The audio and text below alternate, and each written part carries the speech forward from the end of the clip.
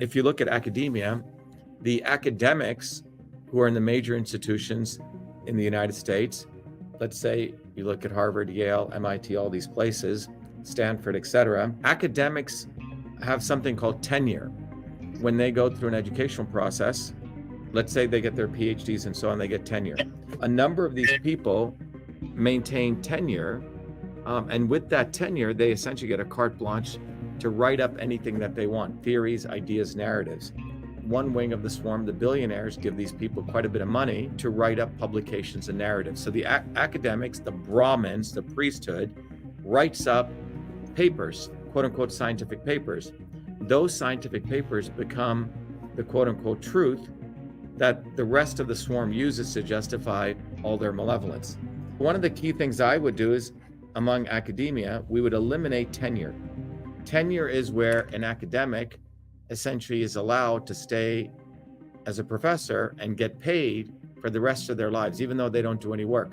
Most academic institutions receive federal funding. So we as a people, we the people have rights to have some say in those institutions. So any institution that is getting federal funding, tenure would end immediately, which means that if you've already been there in one of these federally funded institutions and you've been there 7 years, you have to get the fuck out and you have to go get a job.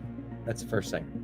The second thing as a part of this is, we know just 6 weeks ago, news came out that a bunch of researchers at the Harvard affiliated Dana-Farber Cancer Institute, 4 or 5 researchers that just made up fake data to get more funding, and nothing will happen to them. There's no crime to faking data and writing up fake papers.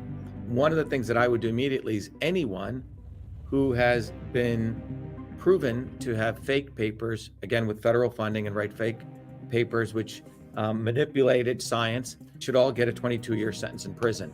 For example, 16 years ago, and this came out about 3 months ago, a professor at the University of Minnesota made up bogus data 16 years ago on Alzheimer's, literally photoshopped Western blot images, which misled the entire research industry for nearly 16 years. $3.7 billion in funding went into the whole Alzheimer's space because of his bogus research. He still probably has his house in Martha's Vineyard and he's allowed to continue. That guy should be thrown in prison.